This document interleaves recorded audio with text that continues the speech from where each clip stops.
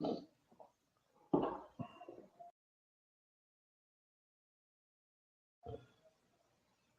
everyone, welcome to a live Q&A session.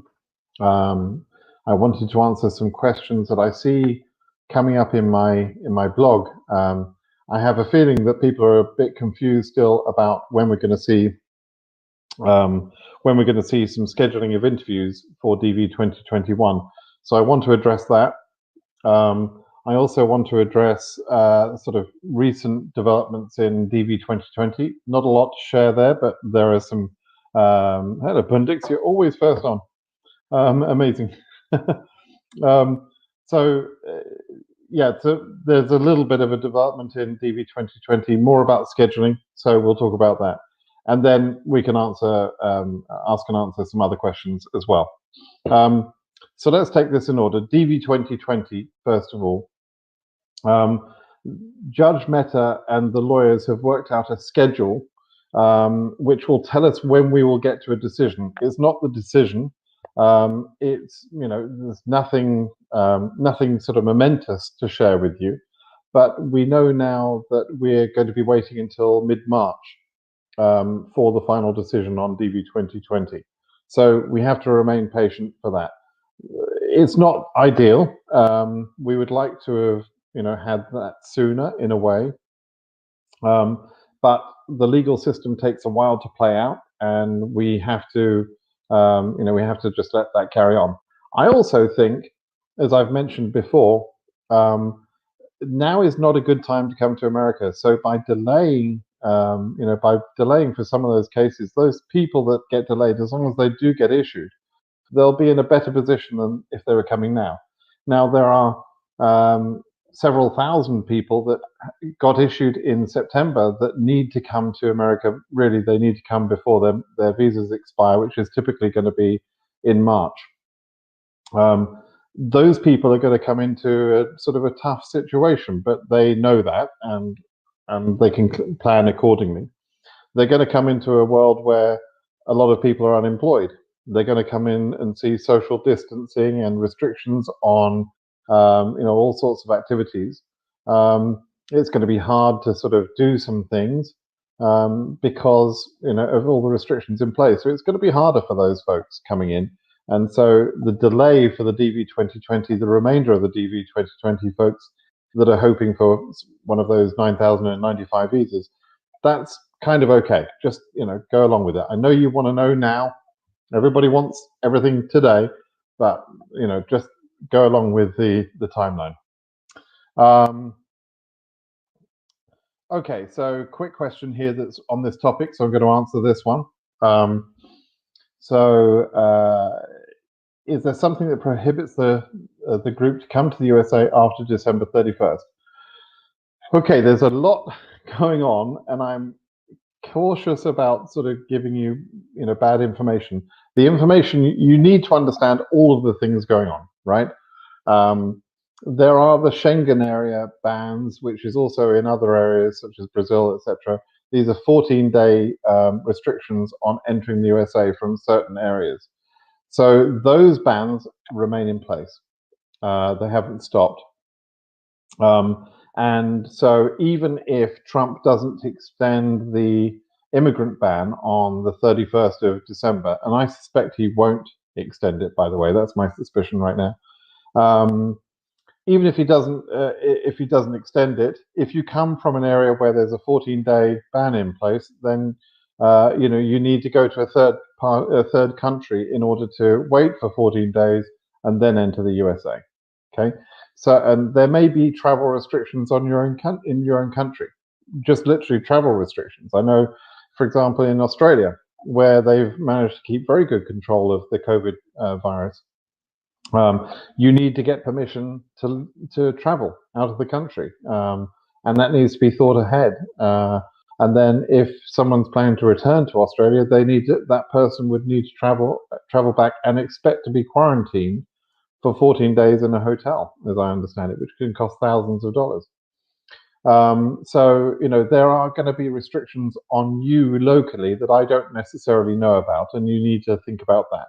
But there is also the restrictions in terms of the Schengen area bans, as I mentioned.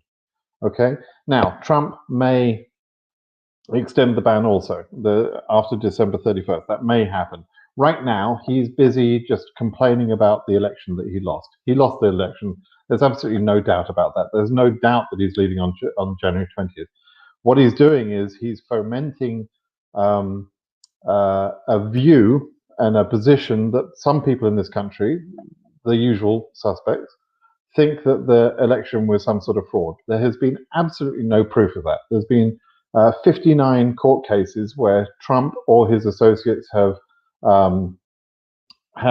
filed court cases to try and show that there's been some sort of fraud. And in not one of those cases, not one of 59 cases, could they show any credible evidence whatsoever of any sort of fraud in any state or any county anywhere. Right? It's complete bullshit. It really is. And but there are people who still believe it despite all of the lack of evidence. So amazing. But by stirring people up, he is. And think about who Trump is, right? What is he? More than anything else, he's a con man. More than anything else. So what's he doing? He's telling people, I need money to fight this cause. I need money to fight the election, the fraudulent election. And so hundreds of millions of dollars have been raised for him to fight that cause, right? Which he's then going to use to, enjoy his life over the next few months or years and be a pain in everyone's ass. That's what he's going to do. You may see it differently, but I don't know how anyone can see it differently, frankly. So that's the reality, and that's what he's going to continue to do. So if somebody such as Stephen Miller says he should extend the ban, he could do that. But honestly, right now he's too busy doing other things, so I don't think he's going to do it. That's basically what I think is going to happen. Okay, so DV2020, I think we've probably covered that. Oh, I do think, by the way, there is something else that is relevant for people. There's a new strain of the virus in the UK, in the south of UK, and almost immediately other European countries shut down travel from the UK to those countries, right? So, Spain or Italy or France or whatever said, no, you can't travel. If you're in the UK, you can't travel to our countries because they're concerned about this new strain of the virus. The new strain apparently is, much more infectious. It's still COVID. It's still a COVID virus. Well, COVID is the disease, but anyway, it's still the same condition, and so it's deadly. And so there are going to be some restrictions on travel based on UK, and I expect they're not going to be able to contain that properly. I expect that to travel through that virus, new strain, to travel throughout Europe. And that could change travel conditions from Europe, right? So if you have an opportunity to travel, do it earlier rather than later. If, for example, you have one of the visas that was issued in September and you're from Europe, put very serious consideration into doing what I've already suggested, which is traveling now and being ready to enter the USA between the 1st and the 20th. Of January, right? Which would mean traveling now before all the travel restrictions, before there's more travel restrictions put in place. Travel now to a third country like Cancun or whatever, Mexico or any other country you like, where you think you're going to be able to enter the USA from there. Okay, think about that. At the moment, obviously, you've got to try and be ahead of developments, right? Okay, I'm going to answer a couple of questions on DV2020 real quick.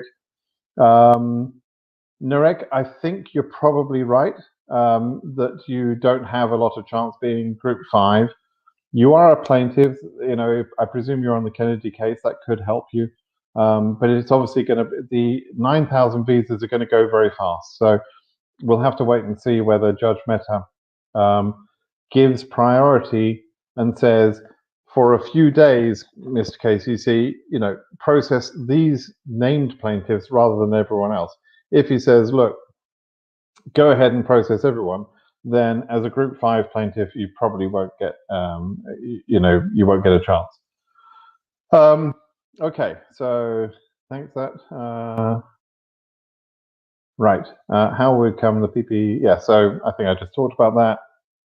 Okay, so I'm just sort of scanning through to see if there's any other DV2020 questions here that I can have a look at.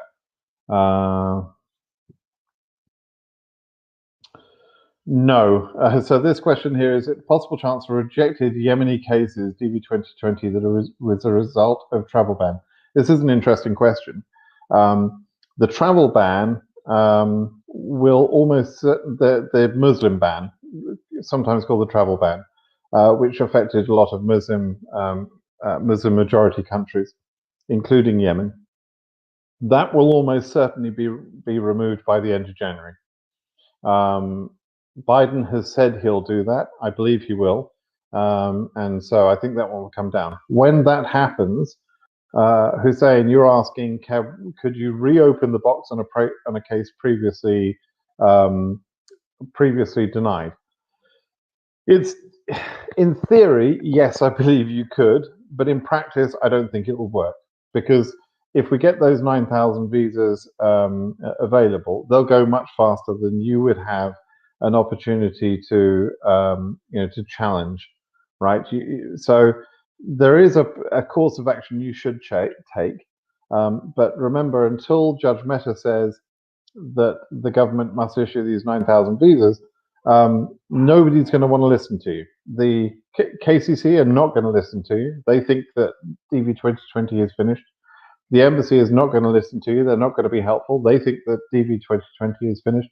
Only once the judge actually rules in our favor, which is not guaranteed but possible, will things change, right? So you'll then have a small window of opportunity where you could say, and by that time the Muslim ban would have been removed, where you could say, okay, my previous denial needs to be re-looked at. But of course, it's just going to be complicated to do that. So you can try, Hussein, and perhaps you should contact me on the blog, and I can sort of give you a little bit more information about how to do that. But honestly, that's not that likely to succeed. Okay, and I think Pelwasha, I think I've answered that. Can they get the visa? Yeah, so it's a wait and see for the time being on what happens on the case. We now know mid-March we should have the decision on the case. They've laid out the briefings that will happen between now and mid-March, and mid-March, maybe late March, before we actually have the final decision. But about then, okay. Let's talk about DV2021. The visa bulletin was published this morning, and there's been a very slight increase in case number in the visa bulletin, very slight increase, but the increase is largely irrelevant. I already saw someone who had calculated, there's 700 extra case numbers in EU, so this guy had done some sort of mental calculation and calculated that we couldn't possibly go past 10,000 because at 700 per month, that's that he worked out that wasn't going to happen, right? Well, that's complete nonsense, right? Firstly, that is not how the visa bulletin is calculated. That's not how it works. And there is nothing to say that 700 in EU, for example, is the pace in a normally functioning month, right? So it doesn't work like that. And I'm surprised anyone who's been reading my blog for some time, as this gentleman is still confused about that. So I don't understand why you can still be confused. But the reality is that the visa bulletin moved up a little bit, really with not a lot of justification. I was surprised to see any movement at all, or certainly I wasn't expecting to see any substantial movement. But what does it mean? Actually, let's just turn this one off.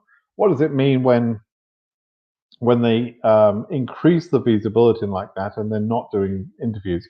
Well, adjustment of status cases, people living in America, they can proceed at the moment. So they appreciated that small increase in numbers. There will be a few extra people who can file their case. And those people need a bit more time to process those cases, because adjustment of status in general is a little bit slower than consular processing, right? So those people actually benefited from the visa bulletin moving on.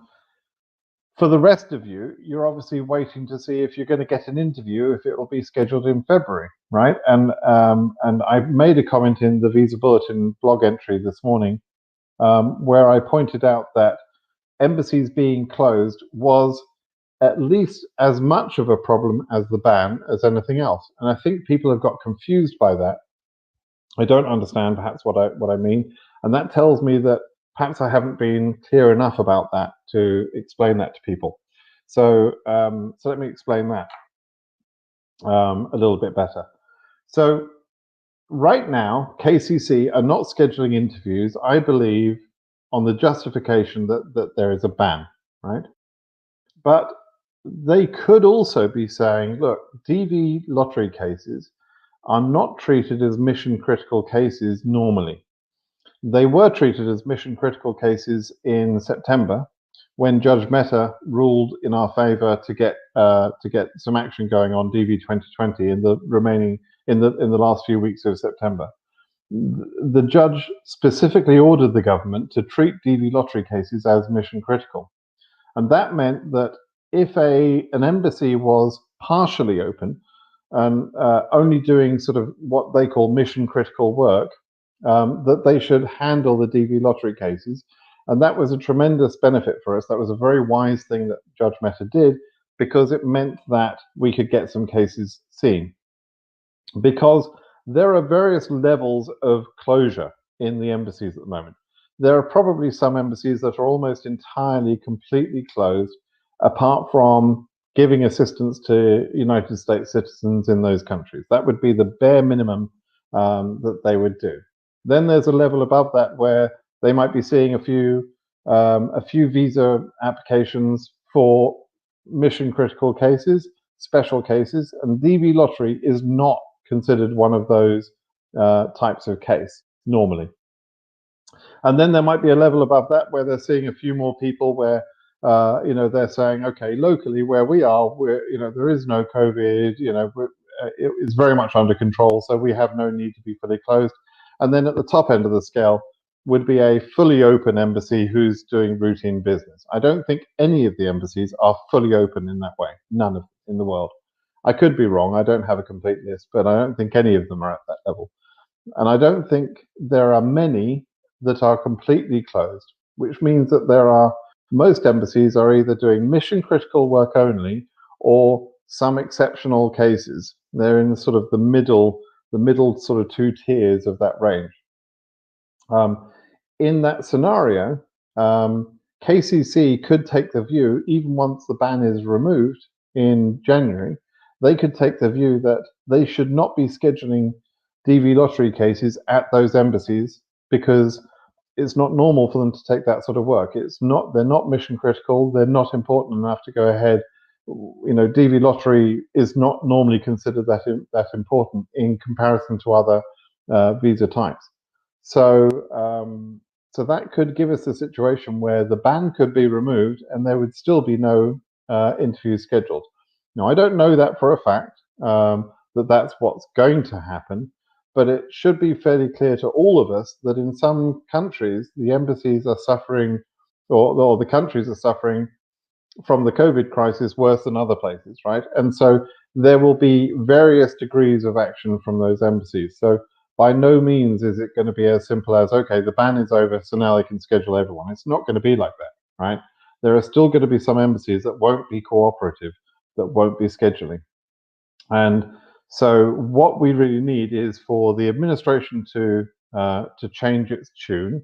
And to an extent, I believe, Joe Biden will do that if he can, but he's not going to tell people to put their lives at risk in opening an embassy that shouldn't be open. Nobody's going to do that, right? So Joe Biden will probably say, look, our embassies need to be putting themselves out there and supporting people, and we need to stop using COVID as an excuse to not handle immigrant cases, for example. He could say that, but that won't be his top order of business. The other thing that could happen is that the lawsuit filed by Cook, Joseph, and Siskind, which is the Annunziato case, that could get certified as a class action. And in that case, we may see an order similar to Judge Mehta's order, where the judge in that case in California would say, okay, you've got to treat Lottery DV2021 cases as priority, as mission critical. You have to see those cases. And so it may take us, it may take that lawsuit being won in order to get to that point. We don't know. I'm only speculating. I'm probably one of the world's most positive people, but and cheerful. But I'm also realistic. We have to sort of understand the options. I'm not going to, just talk positivity and nonsense for no reason without something to back it up. And I'm going to warn you about the potential pitfalls that we could have. And if you don't like that, I'm sorry, go and watch some other fool on YouTube if you don't like hearing the truth. So that's the reality. I hope that's sort of clear to all of you. None of us know what the situation is. We're waiting to see, and we have to see what happens next, right? Okay, so I'm hoping that was clear. That's for DV 2021. So fundamentally, we don't know when we're going to start seeing interviews being scheduled. I very much doubt, by the way, that we're going to see any 2NLs being sent out in the remainder of December. Number one, it's Christmas, right? And number two, nothing has changed this month that wasn't already in that position last month. So there's no reason why they would suddenly start sending out 2NLs for February interviews, whereas they didn't send them out for January interviews, right? So I just don't believe we're going to see any 2NLs sent out this month. People had also asked me, there were about 20 cases or 20 DV lottery visas issued, mainly in October, and I think maybe one or two in November. We can tell that from official statistics. That's been known for some time. We've known about that for several weeks. Some of the lawyers picked up on that. A couple of the lawyers picked up on that and sort of, suddenly realized what was happening. I'd already made them aware. The lawyers that I care about, anyway, I'd made them aware of that. The way that happened, the way those cases happened, the fact that they got issued to me isn't that troubling. What I would like to know, what I'm not 100% sure about, is how they got scheduled, right? Because KCC would not have scheduled them. KCC are not scheduling. And if KCC were scheduling cases, then they should be scheduling more cases. They're not doing that, right? So it's like I can understand that they would be exceptional cases for one reason or another, national interest exceptions, family, already in the States, various reasons where for humanitarian grounds those visas would have been processed. That I can understand. What I don't understand is how they got to the embassies. So the only thing I can think of is that the people had gone to the embassy somehow, had contacted the embassy, perhaps using local influence, perhaps using local lawyers or something like that, and that the embassies had gone to KCC to say, look, we've interviewed this guy, he's got a valid DV lottery visa and he qualifies, or he's got a valid number and he qualifies for a visa, we've interviewed him, we want to issue him a visa. And in that case, perhaps KCC cooperated. But yeah, it's kind of interesting to know how they did that. Okay. Also, another point actually I just want to cover, I'm sure I'm going to be asked for it, is about lawsuits. Nicolette Glazer is another lawyer. Now, Nicolette Glazer was aware of all of the legal happenings that were going on when the Gomez lawsuit was being filed and the Kennedy and Fong Jong and all those lawsuits, right? She was there on the sidelines. She was someone I saw as being, okay, she's a lawyer, but she's not directly involved in any of these things. And so she hasn't necessarily demonstrated an ability to win any cases, right? But the lawsuits that we have seen going through have all been actually quite successful. Not necessarily just because of the skill of the lawyers. They were skillful, absolutely. But also, Trump and his administration are so bad, it makes work easy for the lawyers in a way to attack the idiotic policies implemented by Trump, right? The worse, the more stupid Trump is, the easier it is for lawyers to sue. So, so I don't doubt that Nicolette Glazer could achieve wins against this government because this government's a bloody fool, you know. But she's suggested two lawsuits. One was a DV2020 lawsuit, which was largely a waste of time, I believe. And I've made comments about that before. And by all means, if you wanted to participate in that, you're entitled to do so. You make your own minds up. I'm only commenting on what I think from my perspective. And then she's just recently announced a DV2021 case. We do have a need for DV2021 action, but I think that's probably, you know, best handled by the Enunciato case, because that's a class action and it's not costing anybody anything to be in the class. There were some people who paid fees to be named plaintiffs in the Enunciato case, but if we get the class action, everybody will benefit. So if you want to pay, you know, additional lawyers, whether it's Nicolette Glazer, who's a great, you know, great person, I'm sure, but you know, or any other lawyer, if you want to pay lawyers, absolutely be my guest. I'm just saying, from my perspective, you know, you don't necessarily have to. It doesn't necessarily benefit you at this time to do that. And so, if you've got money and you want to spend it to give yourself the, you know, every possible option, and you don't mind spending the money at risk, then go ahead, do it. You know, it supports the lawyers, and the lawyers are fighting for everybody. And the more lawyers, even when the lawyers aren't fighting on a class action, the fact that they're attacking the government and that they're making legal arguments helps all the other lawyers, because there's then precedent that the other lawyers can refer to, saying, you know, you gave this win to, you know, this other case, and now I'm making the same logic statement, the same legal argument. And so, you know, the more people that sue Trump, the better, as far as I'm concerned. You know, let's just sue the guy until he leaves office. That'd be wonderful. So anyway, so that's good, right? Bundix is saying there that Judge Mehta didn't refer to DV 2021 in his decision. Absolutely, because unfortunately we only had DV 2020 cases in there. So yes, the KCC and the government are not operating as if as if DV 2021 is mission critical. That's really unfortunate. They were told very clearly, stop the bullshit they've been doing. They continue to do that, and they have not responded the way that you know, by the spirit of what Judge Mehta told them. So they need to be sued again. So you know, that's where it is. Okay, so let's see. Let's see if I can answer a couple of these questions. Case number AS12K. I'm currently on opt. Expires on 21st of May and 2 months grace period. Will I have time for AS? Maybe. Maybe. It depends when you go current.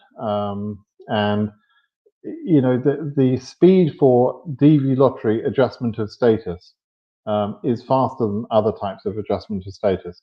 The government is aware of the sensitive time nature of DV lottery, and so those cases go faster. My own case was fileable, I think, in June. I filed it with early notice, etc.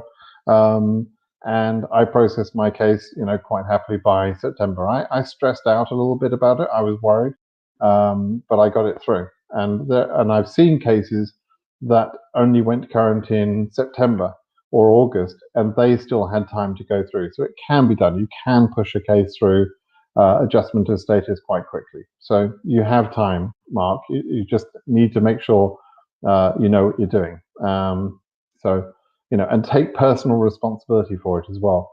There is a great resource that you should all have. Let me just find this. Thank you, Anne. Thank you. There's a great resource that you should all have for. Let's see. Yeah. So you need to refer to this link, Mark. Excuse me, let me just put this in the chat. So if anybody doing DV lottery-based adjustment of status needs to go to the link I just put in the chat there, and that's where you'll find the best information about adjustment of status.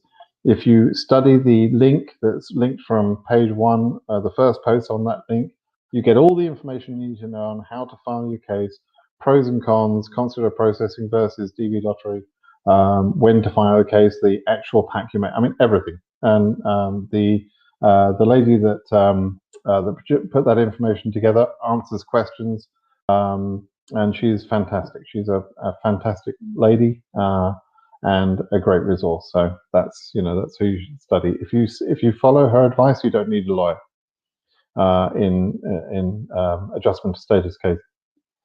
All right. So right. Could the photo be rejected even if it's successfully submitted on the DV lottery form? Yeah, of course it can. You might have a photo of a donkey's backside. That doesn't mean it's you, unless you are a donkey's backside, right? So you can have a photo that's technically correct, 600 by 600, and it's technically correct and it's beautifully well lit, but it's not you. So you're going to turn up for your interview, and the guy is going to look at your photo that you submitted, and it's not you. So yes, it's possible to have that rejected. They don't know until you turn up for interview whether whether the photo is you or not. So assuming that you haven't been so silly as to do that, then photo rejections because of photos are actually quite rare. But I'm just pointing out that it is technically possible to refuse a case because of the photo. Okay, so you're Somalia as a citizen, completed your high school education in Ethiopia, so you filled out the DS16. Yeah, no, that's fine, absolutely fine. You'll just show your Ethiopian schooling documents. That's absolutely fine. They don't care where you went to school. They simply care that the standard you reached in school was equivalent to the US education. Okay, Mohammed, I think we've already done that one. Right, let me find another one. Oh man, obviously there's a lot of questions coming that I need to get to quickly. Okay. Could the photo be rejected?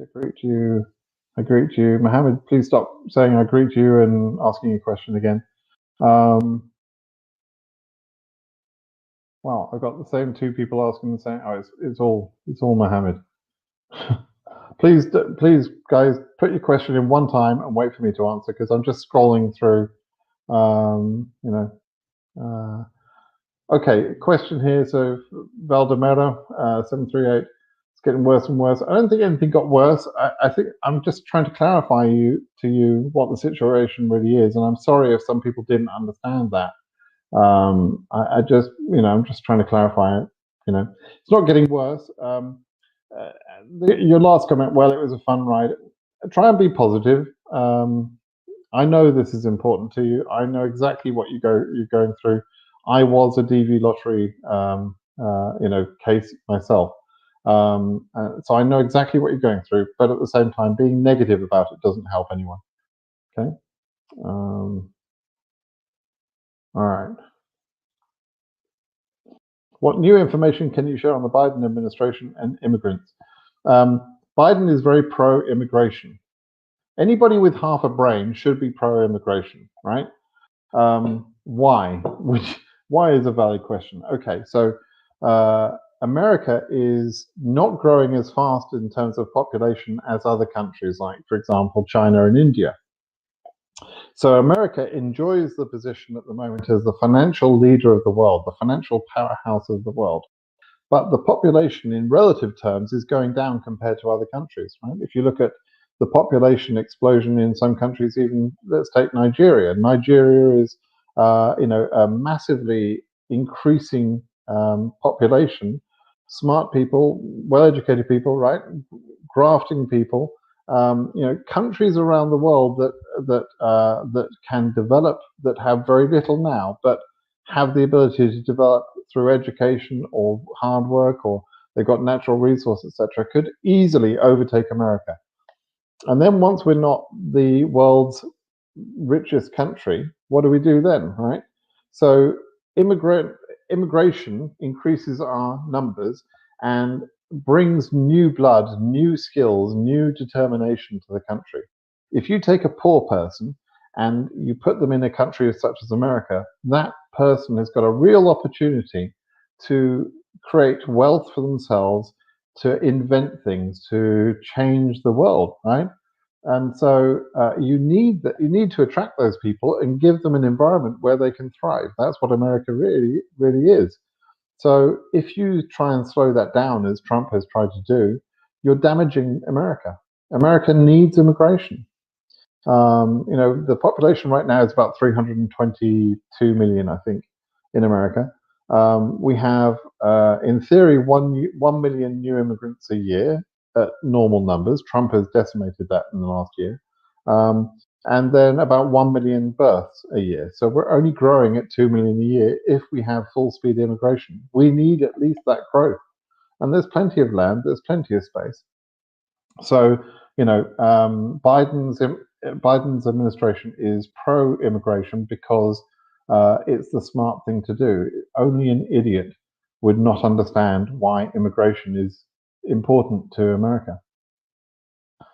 And if you look at the people, by the way, who've developed the vaccines, or if you look at, if you look at technology companies, a lot of the people that have done great things in this country are immigrants. I'm an immigrant.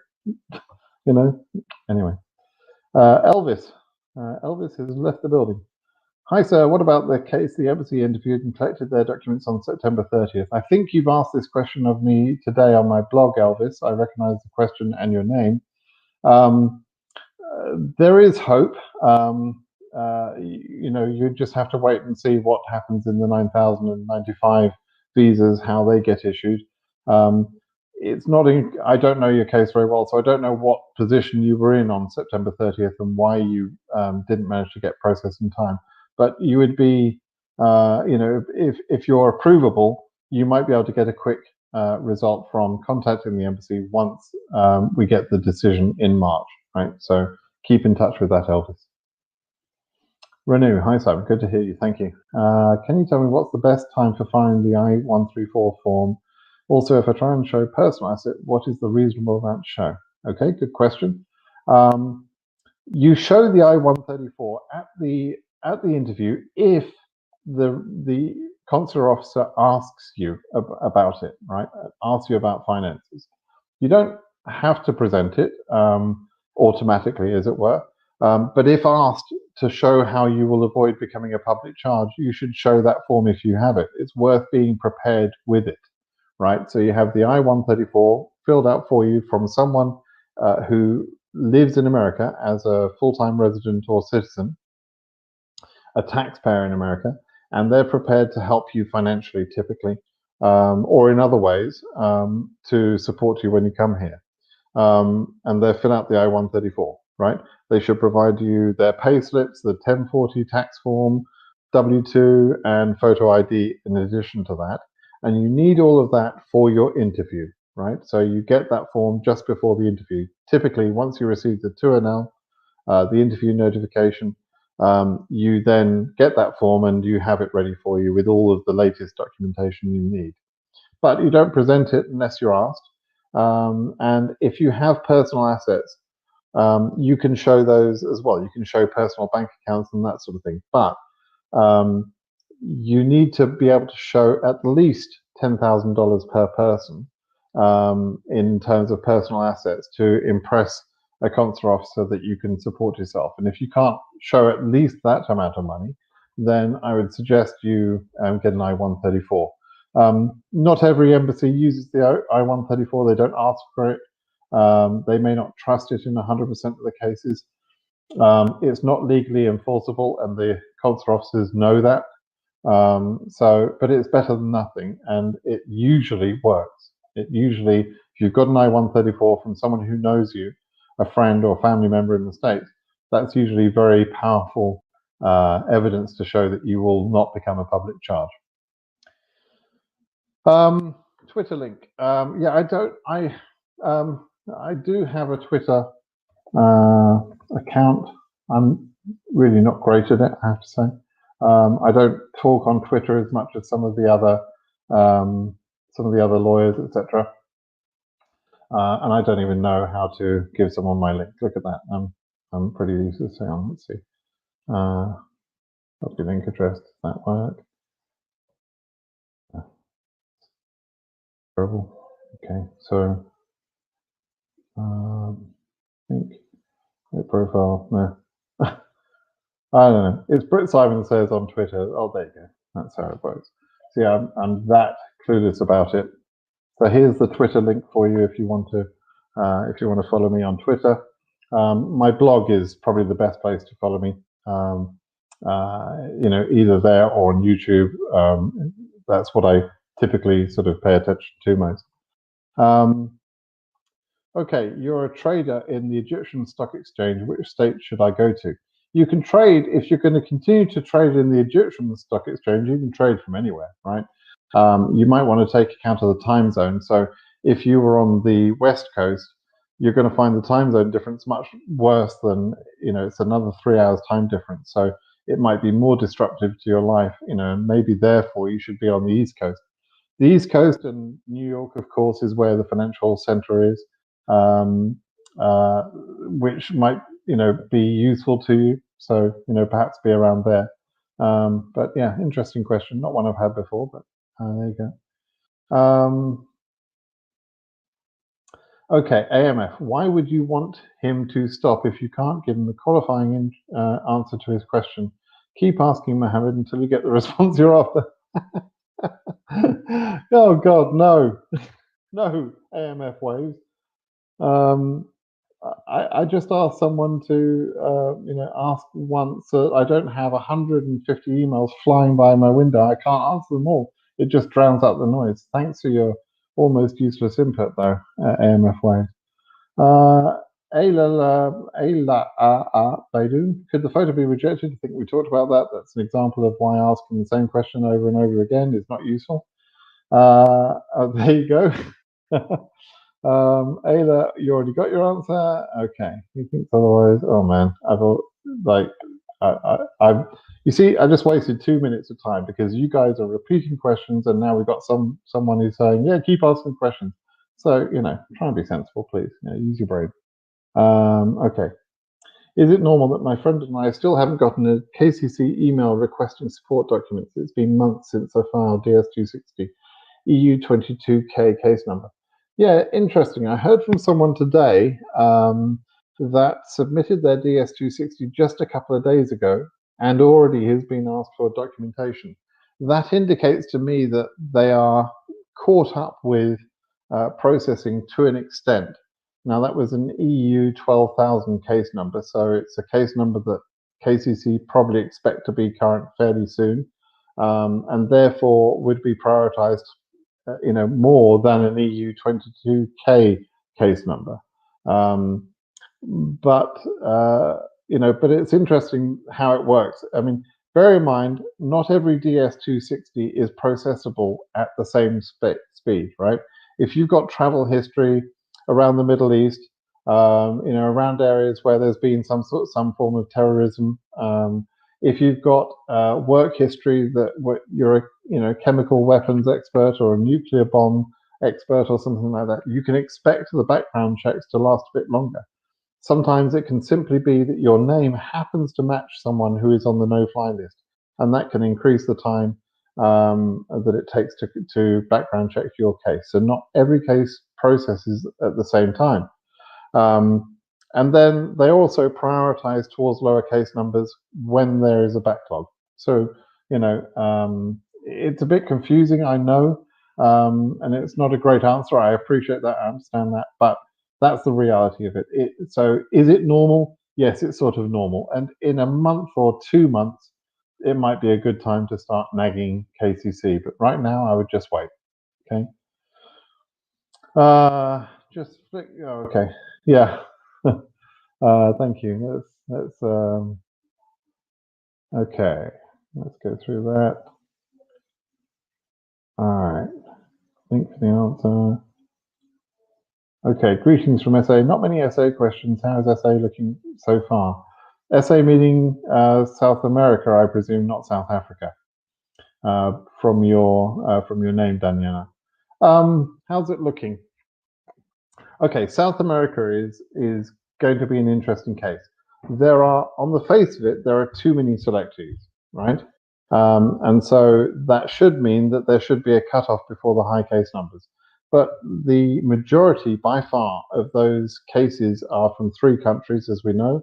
And Peru is totally new, hasn't been in the lottery for some time, and this year is back in the lottery.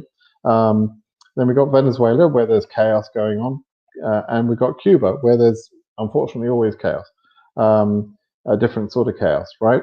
So those 3 countries account for, I haven't got the numbers, but I would say probably 85 or 90% of all of the cases in South America.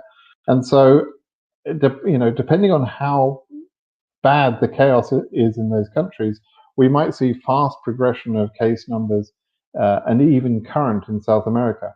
But really, until we start seeing interviews happening, we can't really say for sure how that's going to be, all right? So, predictions mathematically don't necessarily tell us what's going to happen this year, because this year is just crazy, right? So, all right. You asked for an NIE 2 weeks ago. They replied today and basically said you don't need an NIE. Just wait for next week when the PP expires. A sign is not going to be extended. I wouldn't say it's a sign. Whatever embassy this is, do they know what's going on in Trump's tiny little brain? I don't think so. I expect it's not going to be extended, but I wouldn't take that as a sign as such. I think that's just, that's their speculation is as good as mine. I'm only speculating, and so are they. Okay, so I'm sorry, guys. I'm not doing a very good job of keeping up with the questions here, so I've got to skip through some questions. You sent your DS260 in June. You're now changing your address soon. Do I need to ask KCC? I would not change my DS260 for an address. You don't need to for an address. For very minor changes, I wouldn't bother personally. Theoretically, unlocking and changing a DS260 doesn't cause delays. It just doesn't. Normally doesn't. But if there's no need to unlock it, then don't do that. You can change the address at the interview. You can just update it then. Okay. Hello. So, okay, Jose Luis says, CNs in each region are half comparing to January 2020, with the exception of SA, only 25% less. Why do you think is that? Do you think CN? I think it's a complete waste of time, Jose, trying to compare case numbers in this year's visa bulletin to previous years and trying from that to try and work out what's going to happen. That's a complete waste of your time and would be a waste of my time too. Because that's got nothing to do with case number progression in DV2021. And whatever happened in years before means nothing. This is all about the ban, the lack of the interviews, interviews not being scheduled, etc. Got nothing to do with where we are this year compared to previous years. Doesn't make sense. Stop doing that. You're welcome, Mark. Okay. You don't need to change your DS260, says one raw artist. There you go. I should have just let him answer. Okay, we've done that one. Daniela asking a question again.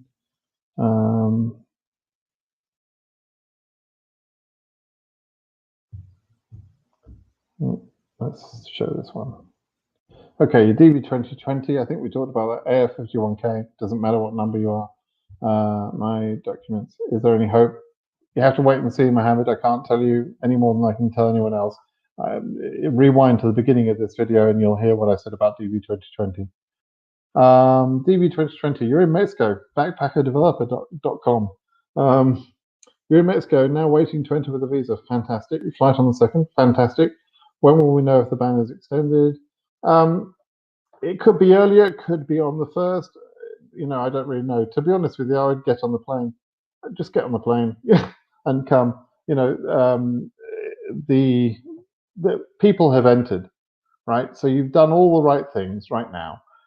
I think it's unlikely to be extended. It's only a week away. So you've done all the right things. You've planned very well. You deserve the visa. and most likely you can enter either through a plane, or if you're near enough to the border, you can enter through the border. And in all honesty, I don't think border control typically will understand what the immigrant ban means. That's what I've said to people before, and it's worked. Some people have been turned around, but there's no harm in you being turned around. It doesn't affect you. But you've got a flight booked on the 2nd, so you've got the extra sort of problem that you've got to be able to get on the plane, which means the airline staff have to think that you are allowed to enter the USA. They may stop you, but again, I don't think they're very up on the rules, and they won't know about the ban itself or the extension if it's extended. So just go for it, I would say. I mean, obviously watch the news and watch my blog, see what happens, but I think you're going to be okay. Good luck. Victoria, is it possible that the court decision will benefit only Enunciato plaintiffs? What do you think? It's certainly possible, yes. The Enunciato case is for named plaintiffs, people that paid some money to be on that case. They are named plaintiffs, but also they sought a class action covering everybody else, no extra charge for everybody else, right? Which was a decent thing to do. I mean, that's a very nice thing that the lawyers did. It's the right course of action. It's right, because if there's justice for someone who can pay money, there should be justice for someone who can't pay the money. And that, I think, is the perspective that those lawyers took. And so they additionally asked for that. But it's possible that the judge in that case says, no, this is not suitable to be a class action, but I will approve some ruling for your named plaintiffs. It's technically possible. I suspect, though, I think we're going to see a class action, and I think we're going to see a positive outcome.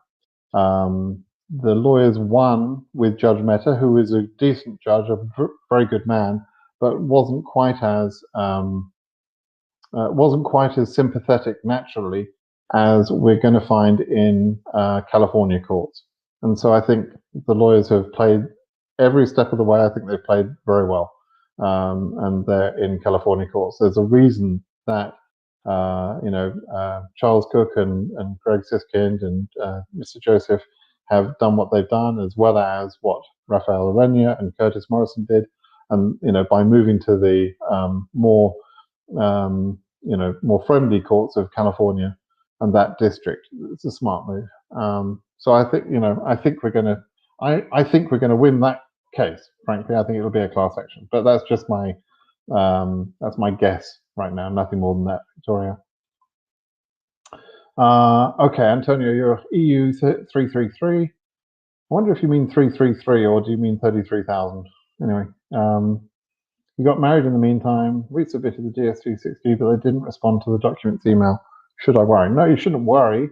You should contact them, though. If your case number really is as low as that, if it's less than 500, you should be contacting them and make sure that you get your documents back to them. So you need to have opened your own DS260, added your spouse to your DS260, added a DS260 for your new spouse, and submit a document package that covers all of you, both of you, right? All of your documents again, and your spouse's documents. That should all have been resubmitted. So, yeah, so do that. Nabil, you're in a country where the embassy is still closed through 2021, so I need to change my country. Okay, don't change it yet, because don't make a decision now here in December based on what you don't know. If you think you're going to be, delayed by your case number until June or July or something, right? So wait until near the time when you expect to be scheduled for interview. It's best to change prior to scheduling. So you've got to be a little bit smart about this. You've got to pay attention to what I've been saying about progress, etc. But once we start seeing interviews happening, then you can ask KCC ahead of time to schedule you at a different embassy if you think your embassy is going to be closed. They may say no to that. They may say, no, we're going to schedule you at the closed embassy, and it's up to you in that embassy to move your case somewhere else. They may do that. Okay, so we'll have to wait and see how they play that. Okay, so Pico says your EU29K submitted the DS260, have the confirmation page. When you get an invalid number error, should you be worried? Why is everyone asking should they be worried? Nobody should be worried. No, you shouldn't be worried. It doesn't mean anything bad. It probably just means you're not doing something right.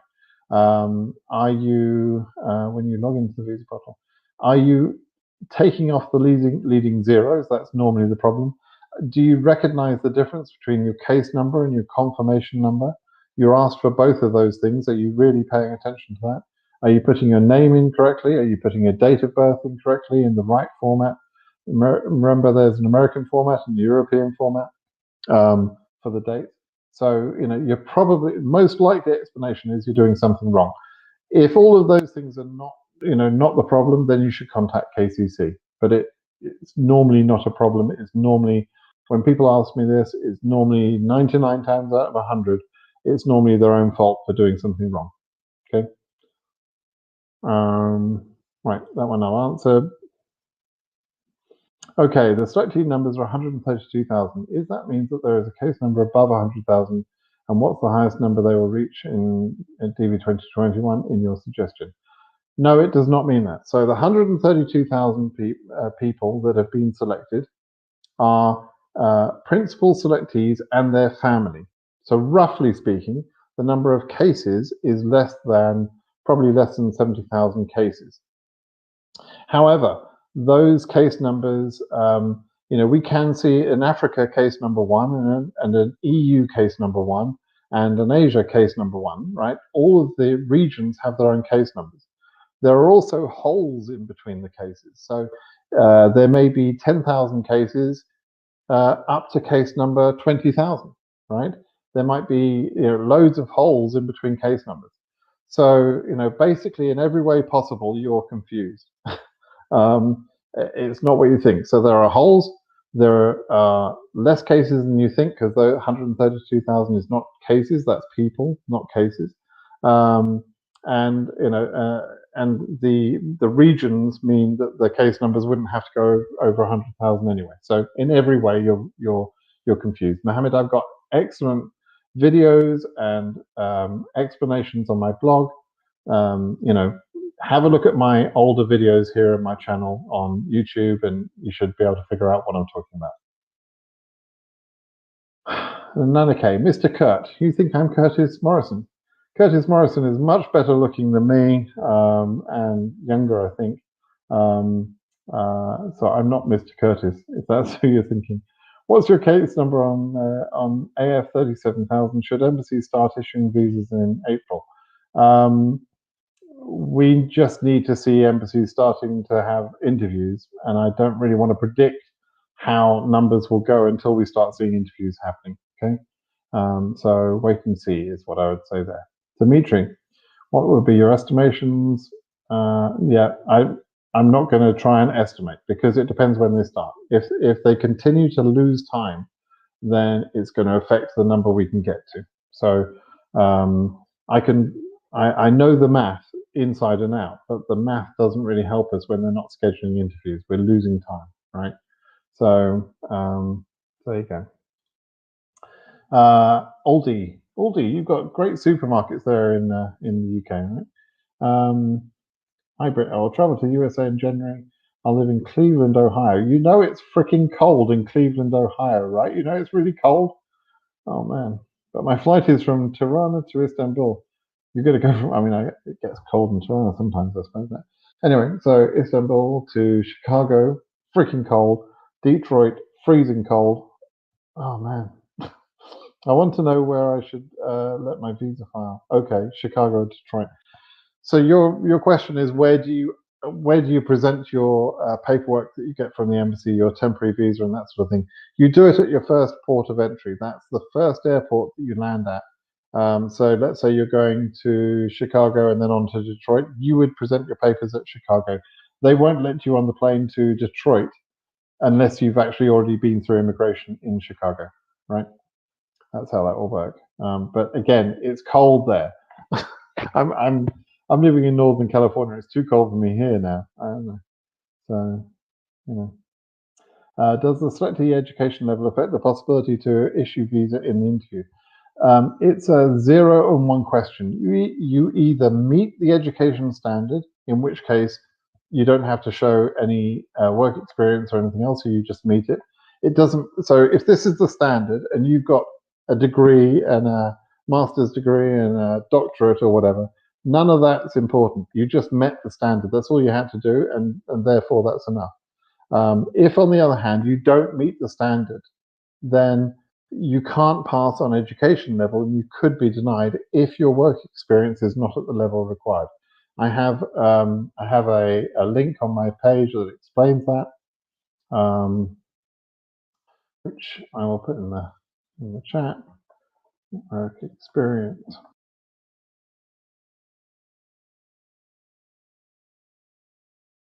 So this one's for you. This is going to be, have a look at this link. And that explains how you can figure out whether your work experience is adequate to be approved, or whether education would be the way you would be approved. It's always better to try and get approved on education. It's just easier, simpler, it's black and white. It's either you either pass or you don't pass. Work experience is subjective, if you understand what that means. Okay. Again, your friend is in Iraq. She got diversity visa lottery on April 2020 because of travel restrictions. She couldn't travel. She then expired. It expired. Couldn't travel. She should have had her. She should have applied to have a reissuance of her visa back in September. She may be able to do that if we get the 9,000 visas released in March. She may be able to, but I don't know for sure if she will. So Gamgee, your friend will have to sort of stay tuned and see what happens. Okay. But it says people who want to emigrate in the US have plans and dreams, and they will work hard to achieve their plans. You're speaking to the point I was making earlier, Bendix, and you're absolutely right. In the meantime, some citizens don't want the kind of jobs that immigrants are doing. You're absolutely right there too. Immigrants come with a mindset of understanding that they're being given an opportunity. They won't be given everything, and they're not lazy, and they work hard, and they're prepared to go through hardships, and they're all good qualities to build a country, right? If you've got 1 million people a year who are coming here and working their butts off to try and make a better life for themselves, that's a good thing for the country. So you're absolutely right, Bendix. I agree very much. It's the same principle as, you know, the famous thing about burning the boats on the beach, right? So these are people that have no choice but to make it work. So you know, it's a good thing. And it's an opportunity, so you know, can't complain about it. It's a good thing. You're changing your address. Yeah, don't update your address. There's no need to. I'm on the link.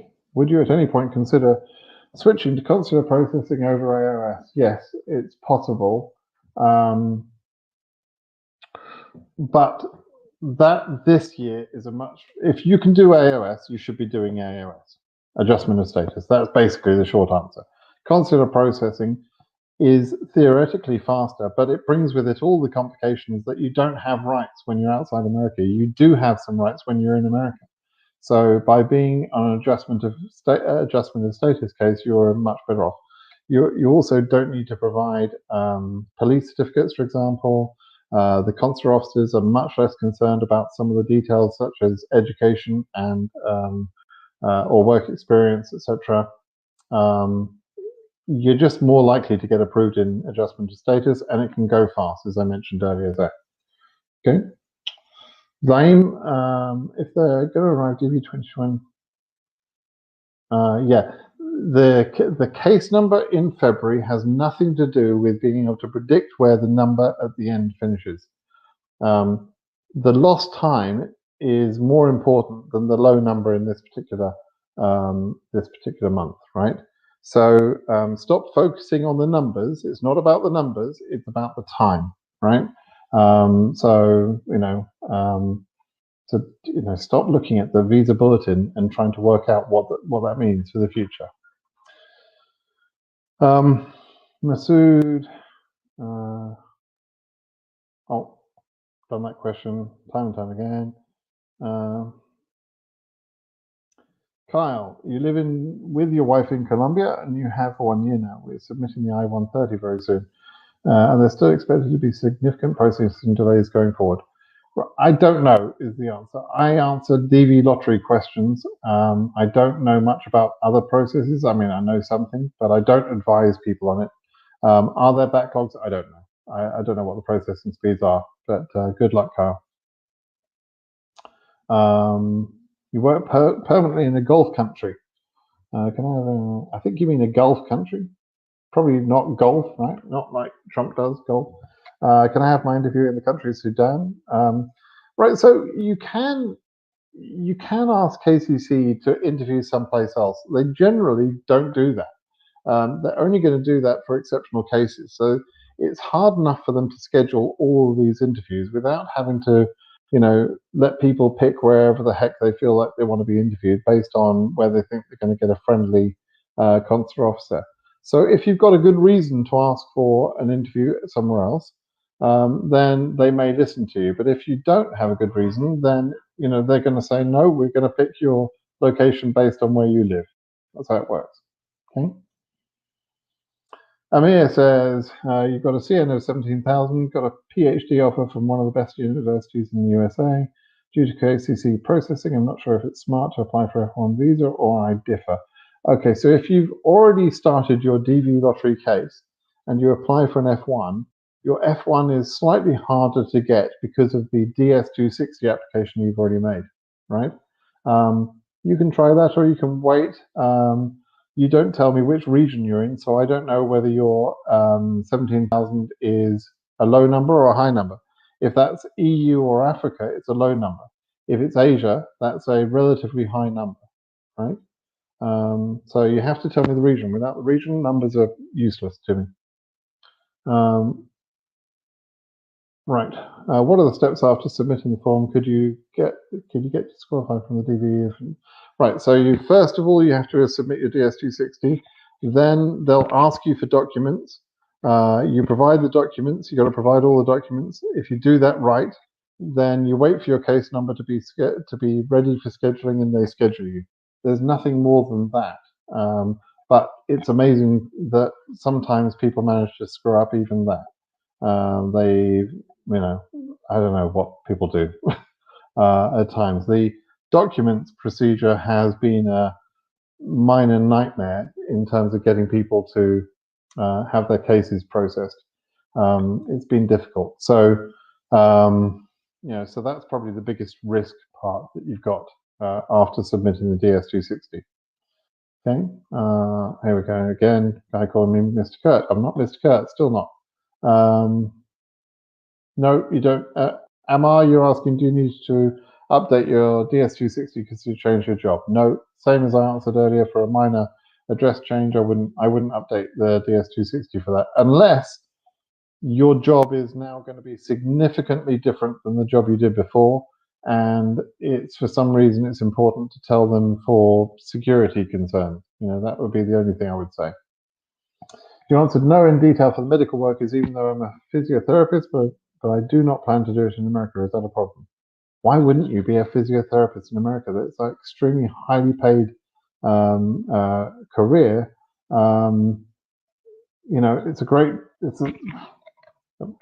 Okay, fine.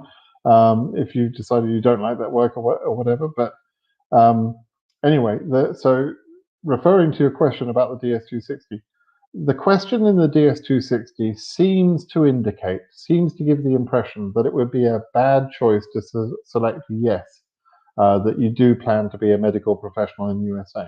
And for that reason, some people are afraid to tick yes, and they choose no, thinking that that's a safer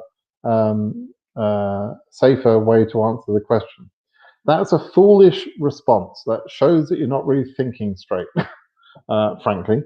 Because if you're a physiotherapist and everyone knows that's a good job and you've spent years of your life training for that, etc., why the hell wouldn't you do that in the USA, right? So if you clicked no, then it's obviously not a trustworthy answer. And then the CO is saying, well, why are you lying to me, right? Why did you lie on this form? You do intend to do that work. So, if you do intend to do that work, tick yes. It is not a disqualifying question. It's much smarter to just answer questions honestly than try and be clever. Okay? That's what I think about that. Is it wise to inform KCC that I want to change my address? I already talked about that. Do you think there is big chance for Big CN? I talked about that. Answered that one. Blood Moon says, may I ask about the highest case number interviewed in September that is not participant in any case? I don't know. Any case number could have been interviewed in September. All cases were current, and all cases, whether they were plaintiffs or not, had the opportunity to be processed. So I don't know the highest case number, but it's not really important. I guess I could find out. I could find out from the data, but it's not. It honestly isn't important. Just assume that the highest possible case number could have been interviewed in September. Okay. What's the process of? Okay, so the process, I gave a link earlier. Have a look about the link, which is about adjustment of status. If you're in the USA on F2, you can start processing your case when your case number is current. It's not current yet. You have to wait for the visa bulletin to be announced that has a case number higher than your 13,000 number. That's not been reached yet. So it might be another couple of months before you see that. Okay, but you should be ready to submit your I-485 package as soon as you see that in the visa bulletin. You don't have to, like today, the VB for February was released. And so if that made someone's number current or told us that it was going to be current in February, that person could already be submitting their I-485 today. Okay, that's called the early filing policy. So you need to be ready for that. Valdo Lenoir, nice name. I've been followed from Cameroon. Hey, received an email from KCC 2 months ago asking for my documents. Does it mean I have to submit? You don't have to submit, Valdo. I don't know why you're asking that. I mean, I would if I were you. If you want to process your case and they asked you for documents, you should send them your documents. Yeah, that's what you should do. But you don't have to. You're entitled to ignore their email request, and then you'll never get scheduled. That's your choice, right?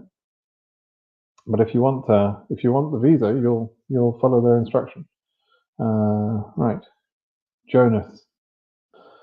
My friend sent me the last March 2020 is I-134. Yeah, you'll need to update the form. I would get a new I-134, and you'll certainly need a new W-2 or 1040 form or pay slips. You'll need to update that information because it's going to be March or April before you could be interviewed, even if we're successful, right? So from what I understand from now on, Trump can't delay the process again, right? No, wrong. I didn't say that. Nobody said that. Trump will continue to be a pain in everyone's ass.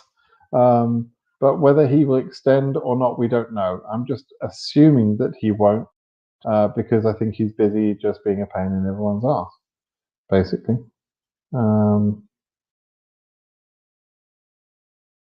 Christian, you're asking about DV2020. Please scroll back to the beginning of the video and I answered all the questions about that.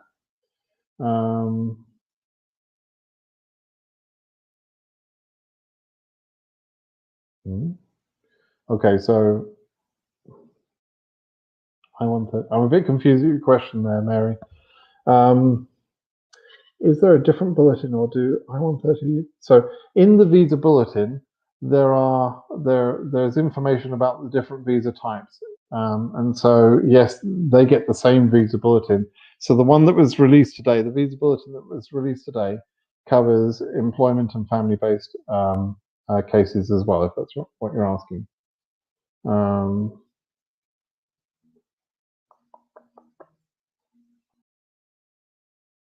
Bundix is saying here, oh, yeah.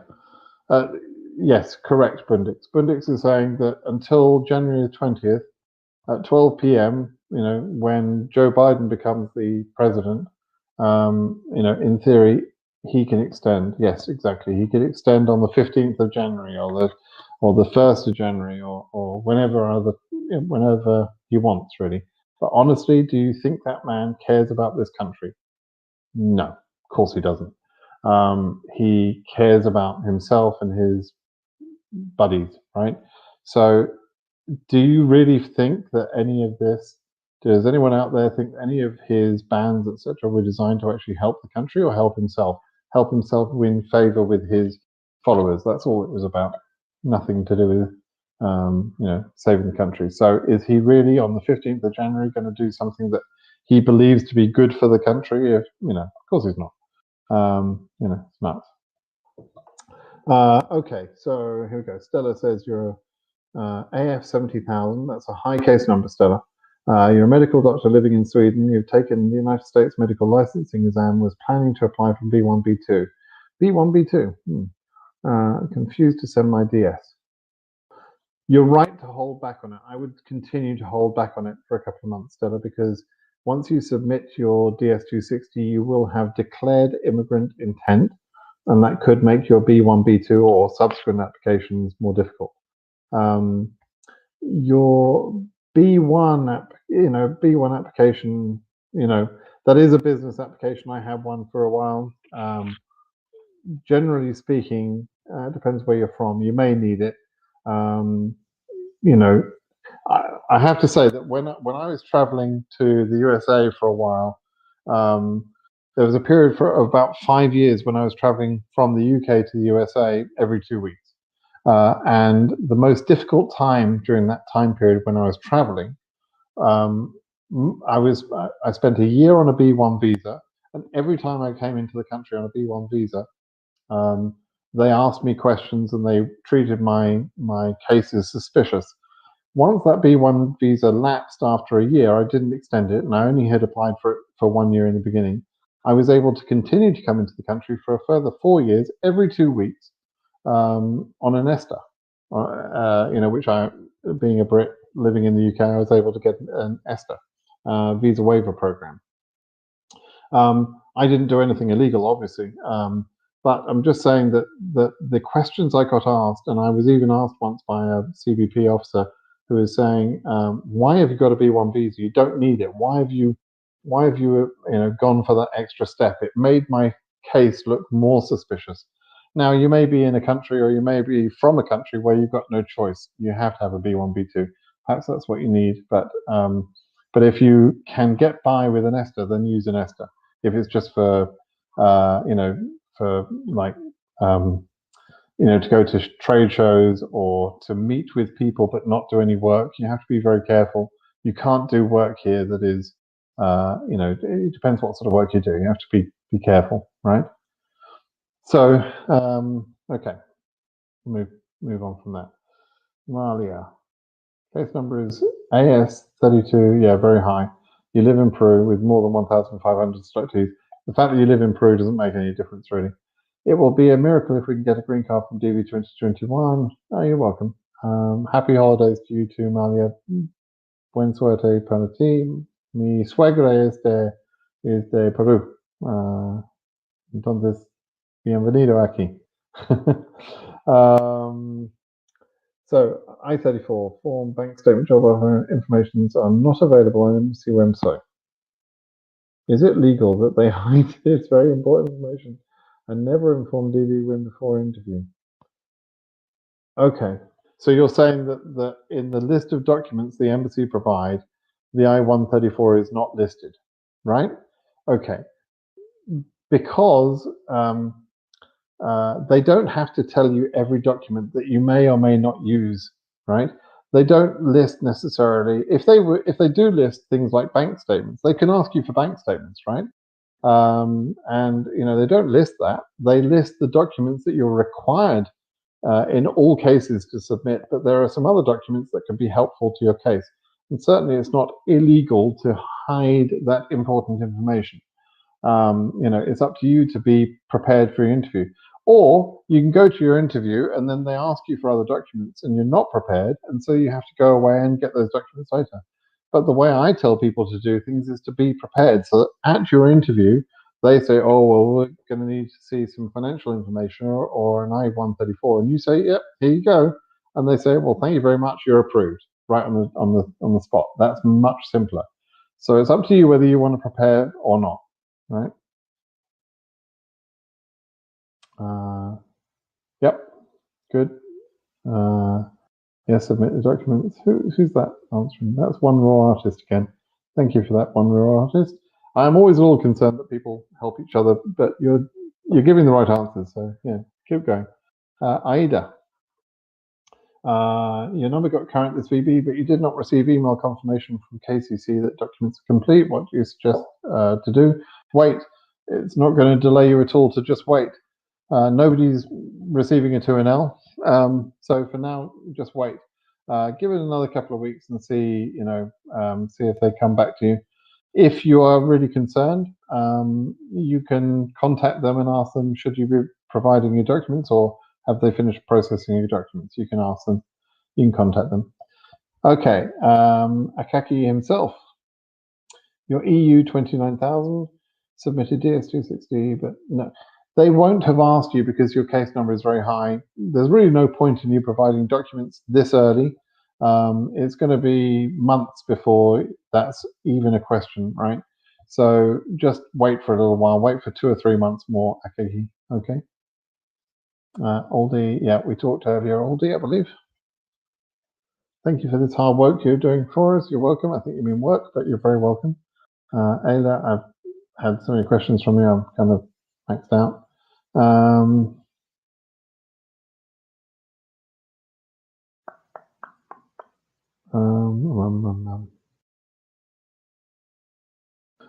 Mohammed says, I know this question is a bit too early, but here goes nothing. It's about education versus work experience. I did 8 O levels and passed 6 subjects.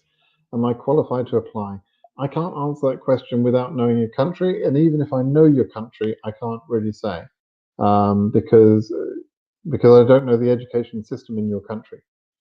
So I went through O levels in the UK, and O levels were a qualification that you can finish at age 16 typically, and then you do A levels prior to entry into university. That means that a person studying in that method would need to do O levels and A levels to be equivalent to United States education required, which is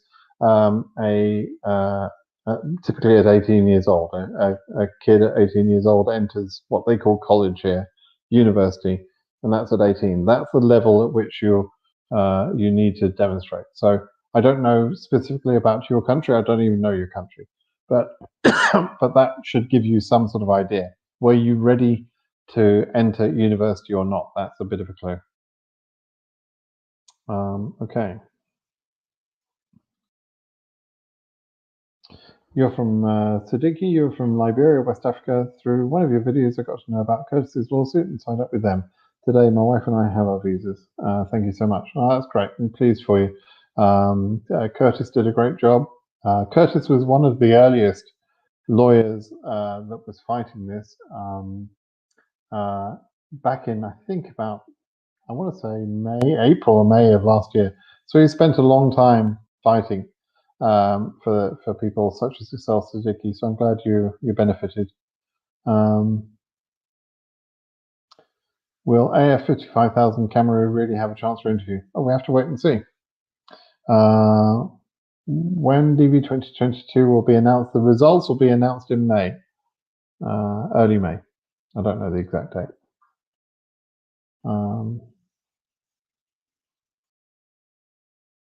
Good, I'm glad, Nadir. That was excellent. Okay, let's see. Okay, an interesting one here. Anastasia says, you lived in northern Cyprus for 1 year. It's recognized only by Turkey. It's hard to get police certificates from there. Do I need to get it?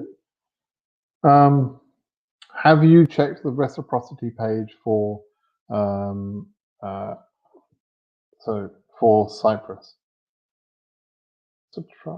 reciprocity page. So you just Google the reciprocity page, right? Let me show you how this works, right?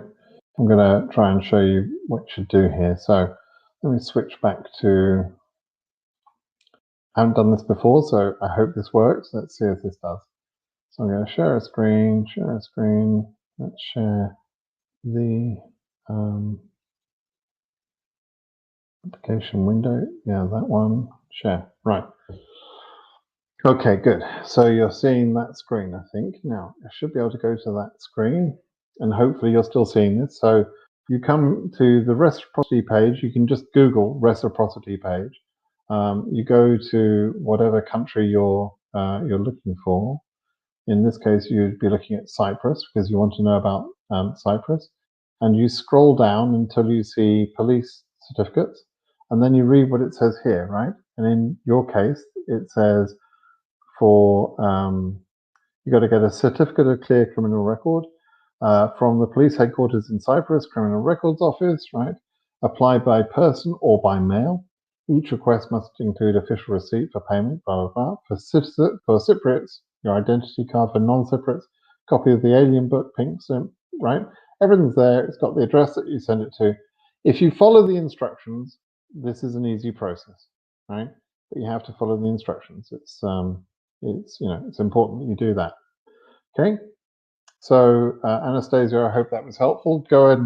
I scanned through that really quickly, but this is what I say to people when they ask me questions and I say, read the instructions. If you read the instructions, it tells you to read the reciprocity page for your country that you're concerned with. So what I just did was demonstrated what I tell people to do all the time. There's always instructions, and occasionally it says that the police certificates are not available for whatever country you're looking at. In that case, you're not expected to provide the police certificates, but in all other cases, it gives you clear instructions on how to obtain them. Okay, so don't just try and figure it out on your own. Okay, do you think the number of applications, SciCat's saying, will be the same or a bit more this year than in?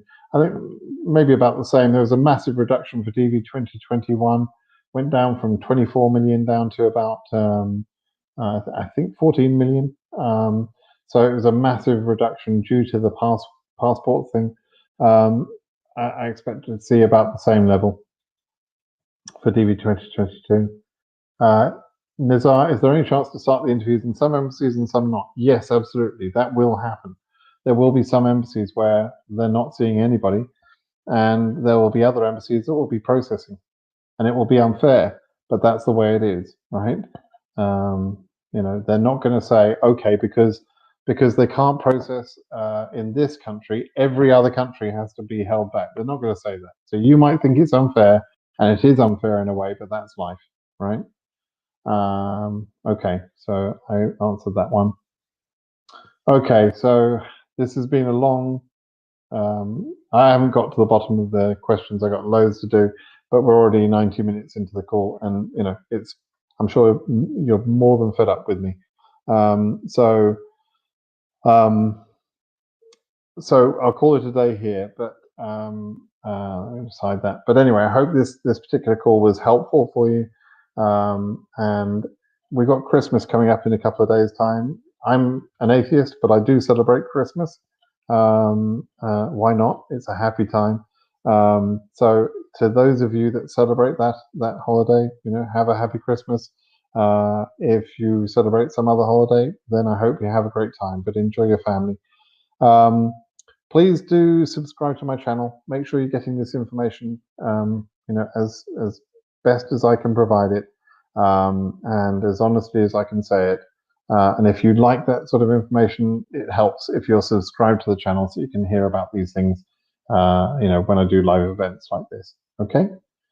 All right, everybody, thanks for your questions. If you have more questions, do go ahead and submit questions to me at my blog. That's the best place you can put questions out of the blue.